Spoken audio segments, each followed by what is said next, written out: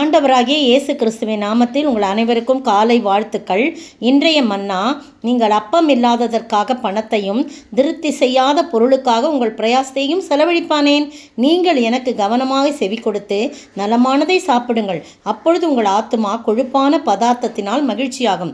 ஏசாயா 55:2. பாருங்க, இந்த ஏசாயா தீர்க்கன் சொல்கிறாரு, நீங்கள் அப்பம் இல்லாததுக்காக பணத்தை எதுக்கு நீங்கள் போய் செலவு பண்ணுறீங்க? திருப்தி செய்யாத பொருளுக்காக உங்கள் பிரயாசத்தை ஏன் செலவழிக்கிறீங்க? அதுக்கு மாறாக என்னுடைய வார்த்தையை கவனமாக செவி கொடுத்து நலமானதை, அதில் உள்ள நல்ல கருத்துக்களை நீங்கள் உட்கொள்ளுங்க. உங்களுடைய ஆத்துமா அப்போ திருப்தியாகும். ஆண்டவர் சொல்கிறாரு, உன் வாயை விரிவாய்த்தர அதை நான் நிரப்புவேன்னு சொல்கிறாரு. அப்படியா நாம் அவருக்கு செவி கொடுத்து அதை நாம் உட்கொள்ளும் போது, நம்முடைய வாழ்க்கையிலே அப்பியாசப்படுத்தும் போது, அதை நாம் கிரகிக்கும் போது நம்முடைய ஆத்துமா எப்படி இருக்குமா? கொழுப்பான பதார்த்தத்தை சாப்பிட்டது போல மகிழ்ச்சியாகும் என்று சொல்லப்பட்டிருக்குது. முந்தர வசம் சொல்லியிருக்குது, ஓ தாகமாக இருக்கிறவர்களே நீங்கள் எல்லாரும் தண்ணீர் உருண்டைக்கு வாருங்கள், பணம் இல்லாதவர்களே நீங்கள் எல்லாம் வந்து வாங்கி சாப்பிடுங்கள், நீங்கள் வந்து பணமின்றி விலையுமின்றி திராட்சை ரசமும் பாலும் கொள்ளுங்கள் சொல்லப்பட்டிருக்கு. இது உலக பிரகாரமான சாப்பாடு போல நமக்கு காணப்படுது. ஆனால் திராட்சை ரசம் நம்முடைய இருதயத்தை களிப்புள்ளதாய் மாற்றுகிறதாய் இருக்கிறது. பாலும் கூட, பால் வந்து வேத வசனத்துக்கு ஒப்பாய் இருக்கிறது, வேத வசனத்துக்கு ஒப்பாய் இருக்கிறது. பாருங்க, அப்படியாய் நாம் ஆண்டவருடைய வார்த்தைகளையும் ஆண்டவர் நமக்கு மகிழ்ச்சிப்படுத்தும் காரியமாகிய வேத வசனத்தை, ஆண்டவருடைய வார்த்தைக்கு செவி கொடுத்து அதை நாம் உட்கொள்ளும் போது நம்முடைய ஆத்துமா, சரீரம் மட்டுமல்ல, நம்முடைய ஆத்துமாவும் என்ன பண்ணுமா? மகிழ்ச்சியாகும். அடுத்த வசனம் சொல்லுது, உங்கள் செவியை சாய்த்து என்னிடத்தில் வாருங்கள், கேளுங்கள், அப்பொழுது உங்கள் ஆத்துமா பிழைக்கும். ஆத்துமா வந்து மகிழ்ச்சி மட்டும் ஆகாது, அது பிழைக்கும்படியாக செய்யும். அது மட்டும் இல்லை, தாவீது கருளி நிச்சயமான கிருபைகளை உங்களுக்கு நித்திய உடன்படிக்கையாக ஏற்படுத்துவேன்னு சொல்லி ஆண்டவர் சொல்கிறார். அதே சங்கீதக்காரனாகிய தாவீது 63ஆம் சங்கீதத்தில் 5ஆம் வசனத்தில் சொல்கிறாரு, நிலத்தையும் கொழுப்பையும் உண்டது போல என் ஆத்துமா திருப்தியாகும், என் வாய் ஆனந்த களிப்புள்ள உதடுகளால் உம்மை போற்றும். எப்போ அப்படின்னு சொல்லும்போது, ஜீவனை பார்க்கிலும் உமது கிருபை நல்லது, என் உதடுகள் உம்மை துதிக்கும். அவரை துதிக்கும் போதும், அவருடைய கிருபையை நாம் மகிழும் போதும், நம்முடைய ஆத்துமா வந்து பாருங்க, முதல் வசனம் சொல்லுது 63:1, அதிகாலமே உம்மை தேடுகிறேன், வறண்டதும் விடாய்த்ததும் தண்ணீரற்றதுமான நிலத்திலே என் ஆத்துமா உம்மேல் தாகமாயிருக்கிறது, என் மாம்சமானது உம்மை வாஞ்சிக்கிறது. பார்த்தீங்களா? அப்படி சொல்லும்போது என்ன பண்ணுதா? அதை நான் பெற்றுக்கொள்ளும் போது என்னுடைய ஆத்துமா எப்படி இருக்கு? நிலத்தையும் கொழுப்பையும் உண்டது போல என்னுடைய ஆத்துமா திருப்தி ஆகிறது. திருப்தி ஆனதுனால என்னுடைய வாய் ஆனந்த களிப்புள்ள உதடுகளால் உம்மை போற்றுகிறது என்று சொல்லி நம்ம பார்க்கணும். பார்த்தீங்களா? மகிழ்ச்சி எங்கேருந்து வரும்?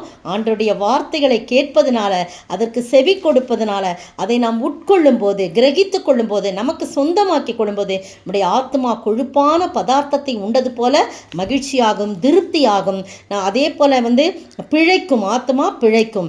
கொழுப்பையும் நிலத்தையும் உண்டது போல ஆத்மா திருப்தியாகும். வாய் ஆனந்த களிப்புடன் பாடி கர்த்தரை துதிக்கும் என்று சொல்லப்பட்டிருக்கு. எனவே நீங்களும் நானும், ஆண்டவர் கூப்பிடுறார், தாகமாக இருக்கிறவர்களே நீங்கள் எல்லாரும் எங்கிட்ட வாங்கப்பா, பணம் இல்லாதவர்களே எங்கள் எல்லாரும் வந்து சாப்பிடுங்கள், எந்த காசை நீங்கள் கொடுக்கணும், இலவசமாக உங்களுக்கு அந்த வார்த்தைகளை கொடுப்பேன், அதை நீங்கள் கவனமாய் செவி கொடுங்கள், கவனமாய் அதை நலமானதை சாப்பிடுங்கள் என்று சொல்லி ஆண்டவர் நம்மை பார்த்து அழைக்கிறார். எனவே நீங்களும் நான் ஆண்டவருடைய சமூகத்தில் ஓடி வருவோமா? ஜெபிப்போம். தாகமடைந்தோர் எல்லோருமே தாகத்தை தீர்க்க வரும், ஜீவ தண்ணீரான கர்த்தர் இயேசுநாத ஜீவன் உனக்களிப்பா, ஜீவ தண்ணீரான கர்த்தர் இயேசுநாத ஜீவன் உனக்களிப்பா, சிலுவை சுமந்த உருவம் சிந்தின ரத்தம் புரண்டோடியே நதி போலவே பாய்கின்றதே, நம்பியே சுவண்டை வா, நம்பியே சுவண்டை வா. சோத்தரிக்கிற ஆண்டவரே, தாகமாக இருப்புள்ளே என்று வாங்க, தண்ணி பணமின்றி விலையுமின்றி நீங்கள் வாங்கி சாப்பிடுங்க, குடியுங்க, உங்களுக்கு அது போதுமானதாக இருக்கும். உங்களுடைய ஆத்துமா திருப்தியாகும். கொழுப்பையும் நிலத்தையும் உண்டது போல உங்களுடைய ஆத்துமா திருப்தியாகும். கொழுப்புள்ள பதார்த்தங்களை சாப்பிட்டது போல மகிழ்ச்சியாகும். அது உங்களுடைய ஆத்துமா பிழைக்கும் என்றெல்லாம் சொல்லி எங்களை இங்கே சந்தோஷப்படுத்துறீங்க ஆண்டவரே. அதுபோல் அந்த சந்தோஷமான பாக்கியத்துக்குள் நாங்கள் பிரவேசிக்க உங்களுடைய வார்த்தைகளுக்கு செவி கொடுத்து அதை கவனமாக கேட்டு அதன்படி நடக்க நீ உதவி செய்ய வேண்டும் என்று கர்த்தரும் மீட்பெரும் ராஜாவுமாகிய இயேசு கிறிஸ்துவின் விலையேறப்பட்ட நாமத்தில் ஜெபிக்கிறேன் பிதாவே, ஆமேன். நேற்றைய பதில்: நீங்கள் மலையின் மேல் ஏறிப்போய் மரங்களை வெட்டி கொண்டு வந்து ஆலயத்தை கட்டுங்கள். ஆகாய் 1:8. இன்றைய கேள்வி: எதுவும் எதுவும் என்னுடையது என்று யார் சொல்லுகிறார்? எதுவும் எதுவும் என்னுடையது என்று யார் சொல்லுகிறார்?